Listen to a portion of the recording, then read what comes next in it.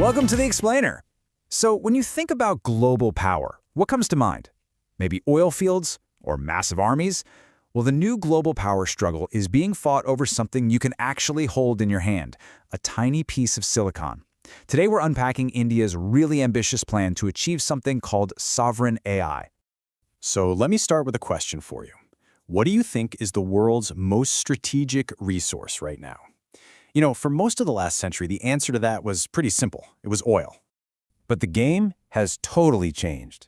Today, the fuel that powers everything, national economies, modern militaries, solving our biggest challenges, is computational power.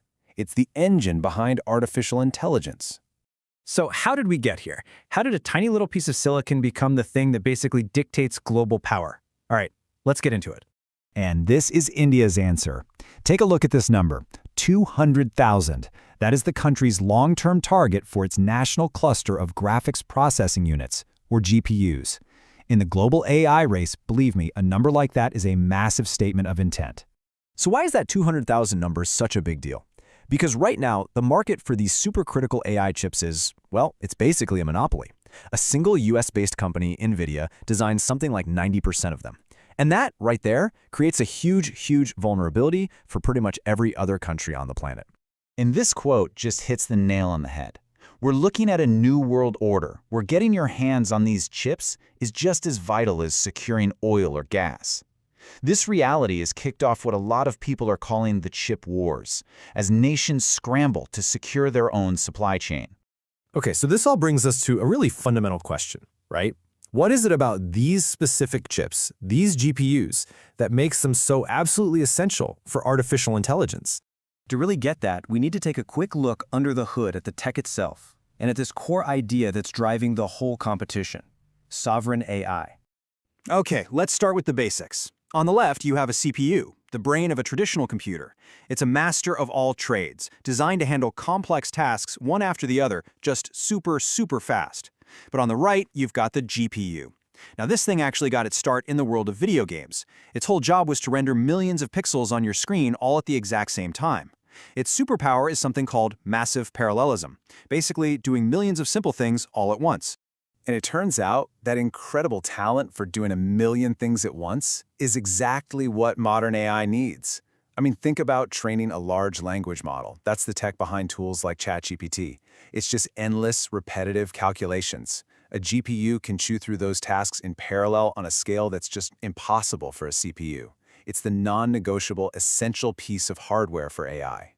And that brings us to a really crucial point. If a nation can't get its hands on these GPUs, it simply can't build cutting-edge AI. It's locked out. And this is the whole idea behind sovereign AI, a nation's ability to be technologically independent, to build AI using its own data, its own talent, and its own infrastructure, totally free from foreign control.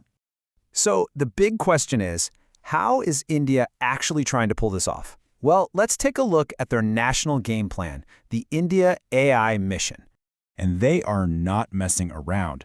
Back in March of 2024, the Indian government put some serious capital behind this vision. We're talking an initial investment of over 10,000 crore rupees, all to build a complete AI ecosystem from the ground up. And look, this isn't just about going on a shopping spree for chips. The mission has this really comprehensive 7-pillar approach. It covers everything from hardware access and data platforms, all the way to skilling the workforce and ensuring that the AI that gets built is developed responsibly. A key part of the strategy is all about democratizing access. The compute pillar, for example, allows smaller companies and researchers to essentially rent time on these powerful, very expensive GPUs at a heavily subsidized rate. It helps level the playing field for innovation. Another vital pillar is focused on building what are called foundation models, the core AI engines that are uniquely Indian. This means training them on Indian languages and Indian data, making sure the AI understands the nation's cultural and linguistic nuances, rather than just inheriting a Western-centric worldview. But let's be realistic. Building an entire AI ecosystem basically from scratch is a monumental task, and the path forward is absolutely filled with roadblocks. Here are the 4 biggest challenges. These AI data centers have a massive environmental footprint. They are unbelievably hungry for energy and water. The investment required is enormous, and it's a long-term play. India also needs to solve its unstructured data problem. And critically, it has to find a way to stop its top AI experts from leaving for jobs abroad. And just to put that environmental challenge into perspective for you, a single server rack filled with high-end GPUs can draw as much power as about 100 Indian homes. And a data center? It contains hundreds, sometimes thousands of these racks. The scale is just staggering. But despite all these hurdles, the end goal is incredibly ambitious. The vision is to create a fully self-sufficient, holistic, chip-to-grid ecosystem for AI in India. So what does that chip-to-grid idea mean in practice? Well, this slide breaks it down. It means mastering the entire supply chain, from designing and manufacturing its own silicon chips, to powering data centers with green energy, to inventing new water-saving cooling systems, and finally, to fostering the human talent that can bring it all to life. Which, of course, leaves us with the final big question.